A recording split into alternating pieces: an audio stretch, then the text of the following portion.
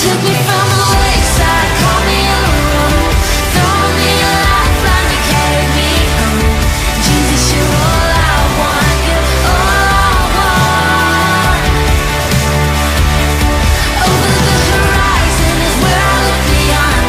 You're the silver lining breaking through the storm.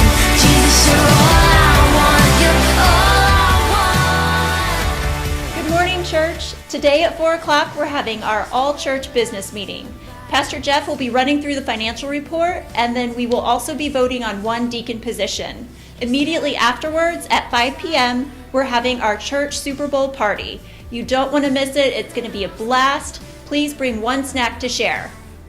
On Thursday, February 13th at 11:15 a.m., the Primetimers are meeting here in Liberty at the Corner Cafe for their luncheon. Rumor has it, these Primetimers are a fun group. You won't want to miss out on this.